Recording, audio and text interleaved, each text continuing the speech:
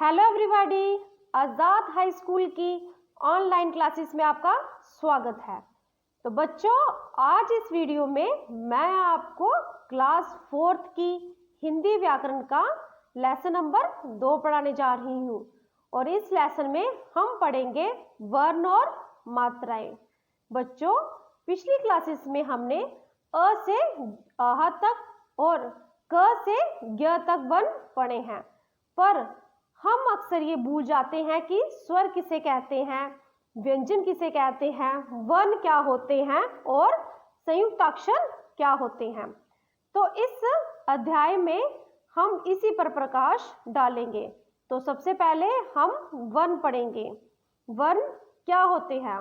वर्ण वे ध्वनि है जिसके खंड नहीं हो सकते, अर्थात जिसको तोड़कर बोला नहीं जा सके और ना ही तोड़कर लिखा जा सके। ये एक स्वतंत्र ध्वनि है।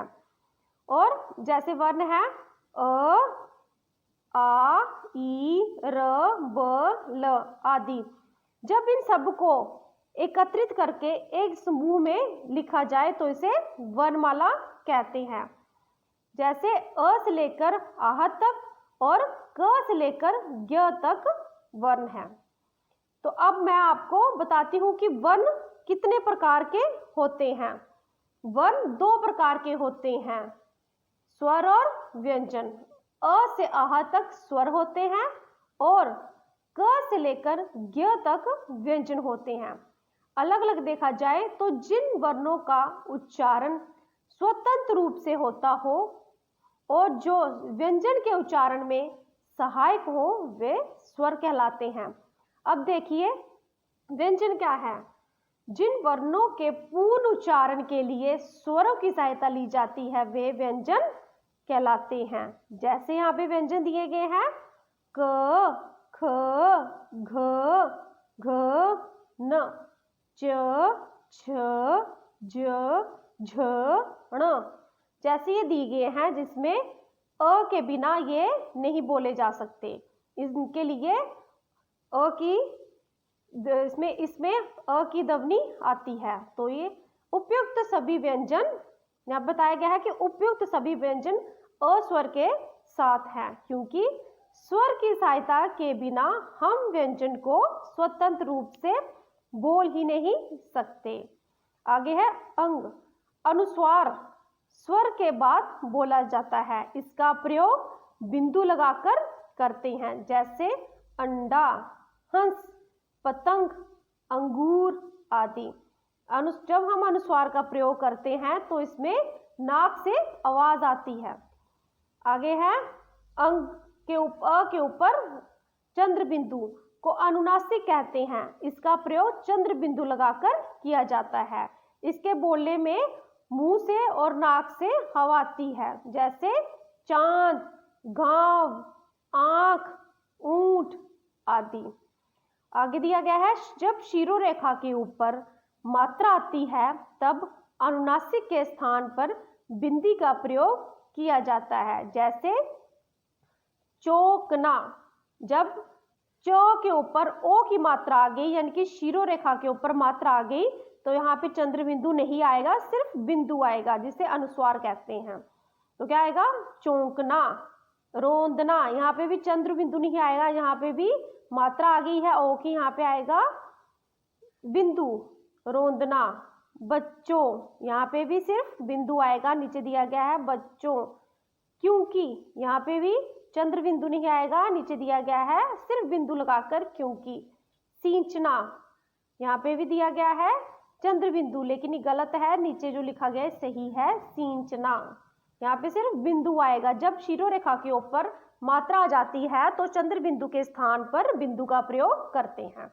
आगे है आहा, जिसे विसर्ग कहते हैं। स्वर के साथ ही बोले जा सकते हैं, जैसे प्रातः, पुनः, अतः, नमः आदि। इसमें ह की हल्की सी ध्वनि आती है। आगे है क्ष, त्र, ज्ञ और श्र। एक से अधिक व्यंजनों के समूह है, ये संयुक्त व्यंजन कहे जाते हैं। जैसे कक्ष का को कैसे बनाया गया है? क और श जैसे कक्षा। य, ज और न के मेल से बना है ज्ञान। त्र किसके मेल से बना है? त और र के मेल से पत्र। श्र, श और र के मेल से बना है श्रम। आगे यहाँ पे चित्र बनाकर समझाए गए हैं कि श में कौन कौन से शब्द आते हैं, जैसे भिक्षुक, रक्षा, क्षमा, साक्षी, कक्षा। त्र में पत्र, चित्र, मत, मित्र, पुत्र, सत्र। य, यज्ञ, ज्ञानदा, प्रजा। आगे है ज्ञान, संज्ञा। उसके आगे है श्रम, श्रमिक, विश्राम, श्रम, परिश्रम, आश्रम। ये व्यंजन संयुक्त व्यंजन कहलाते हैं। आगे दिया गया अन्य व्यंजन भी संयुक्त रूप में जुड़े जा सकते हैं। इन व्यंजनों में पहला व्यंजन अरहित होता है तथा दूसरा व्यंजन सामान्य होता है।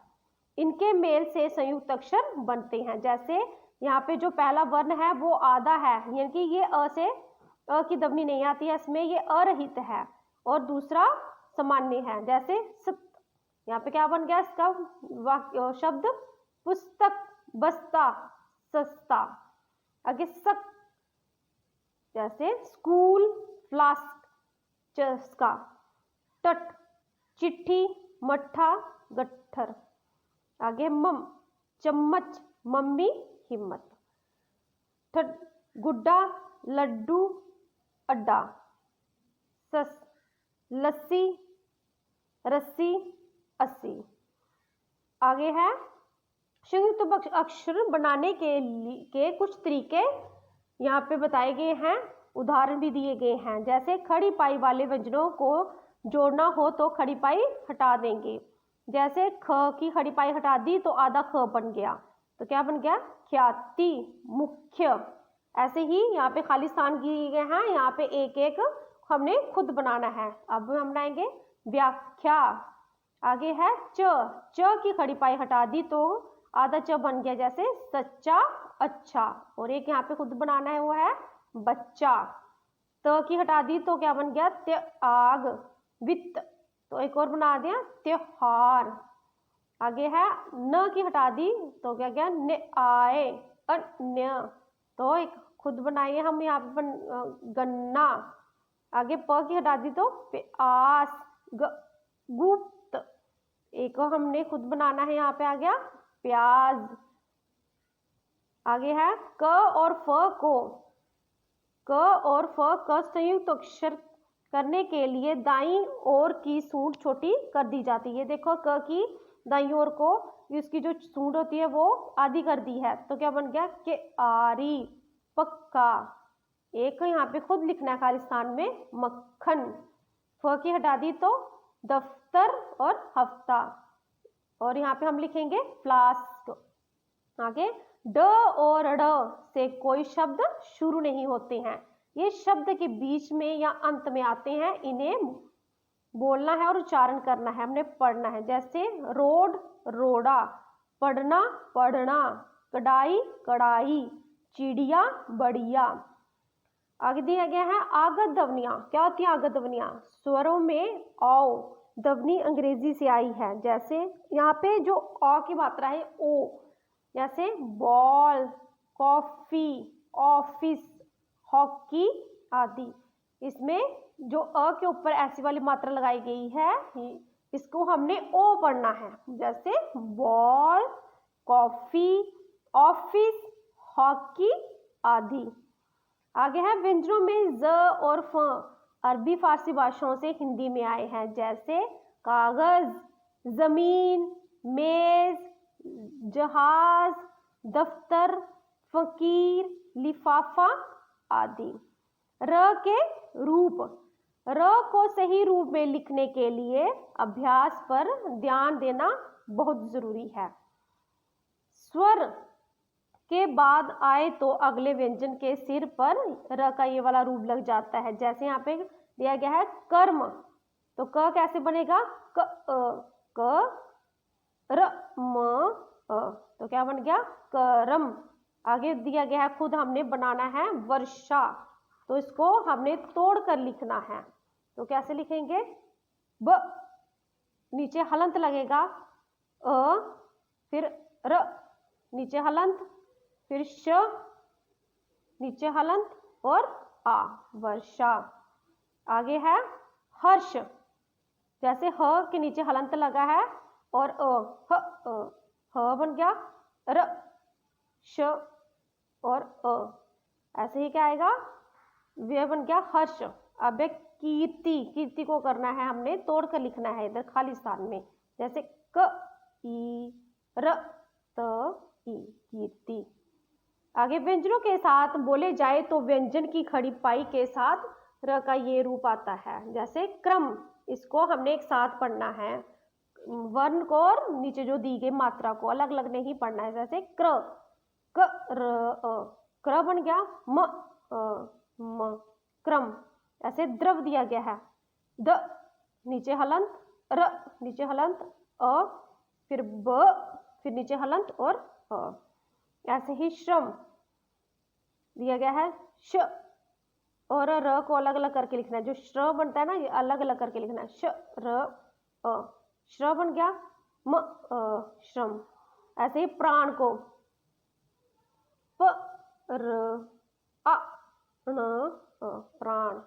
आगे दिया गया है ड और ड, ट और ड के साथ ये वाले र का रूप व्यंजन के नीचे लगता है, जैसे ट्राम, ट र आ, ट्राम ट्राम। आगे है राष्ट्र, रा, राष्ट्र को अलग अलग करके लिखना है खाली स्थान में, र आ श ट र, राष्ट्र।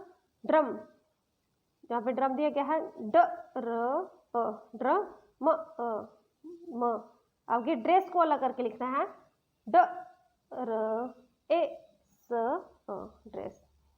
वर्ण विच्छेद, शब्दों में आई ध्वनियों वर्णों को अलग अलग करके लिखना वर्ण विच्छेद कहलाता है। यहाँ पे चित्र भी दिया गया है, चित्रों के द्वारा समझाया गया है। यहाँ पे दूध का गिलास दिया गया है, यहाँ पे लिखा गया है द उ द क्या बन गया? दूध।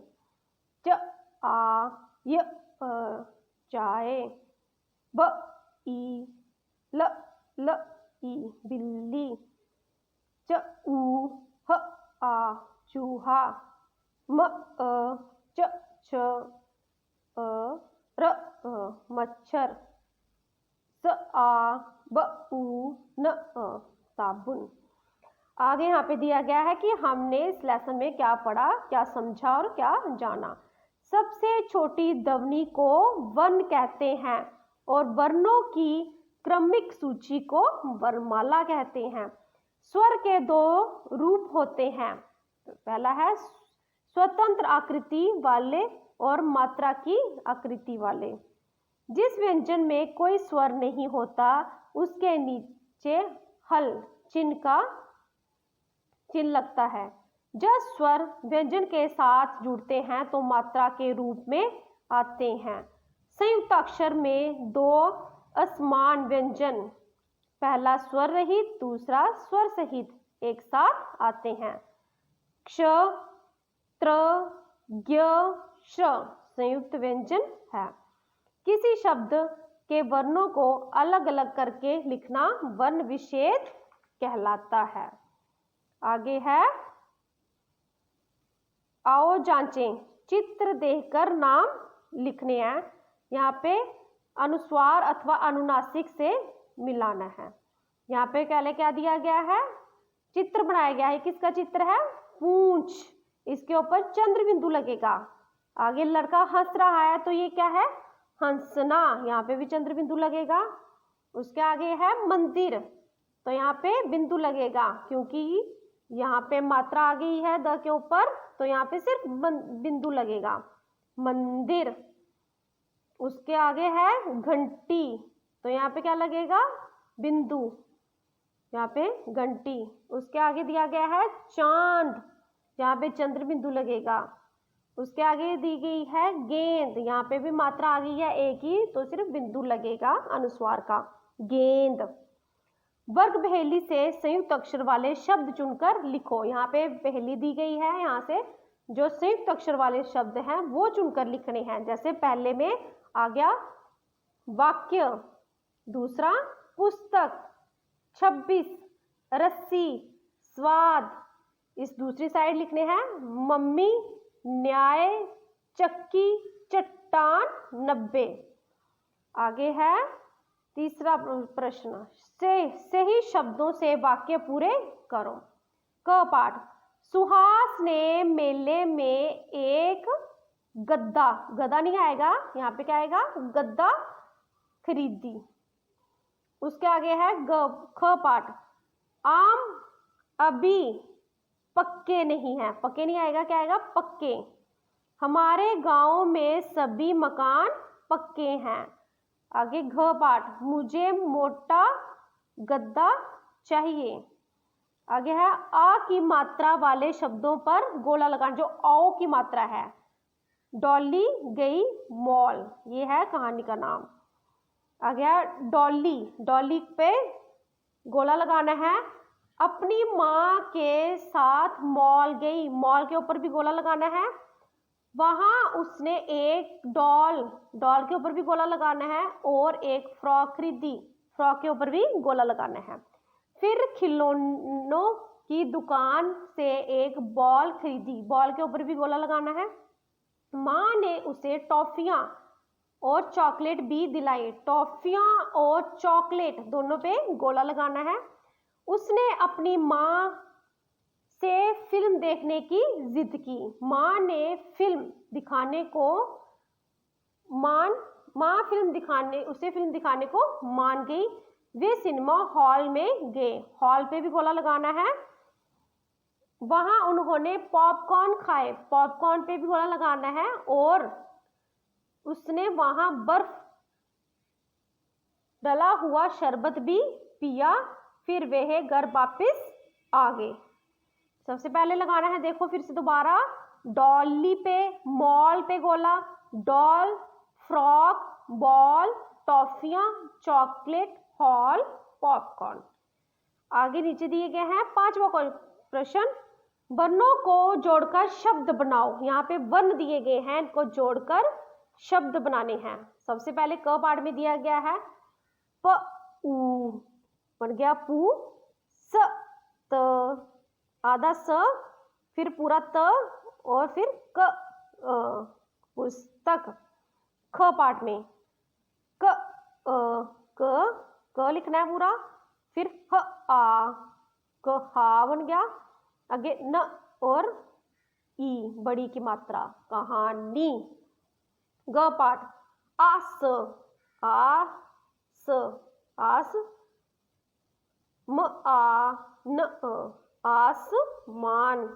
आगे घ पाठ, ब बन गया, र श आ, वर्षा।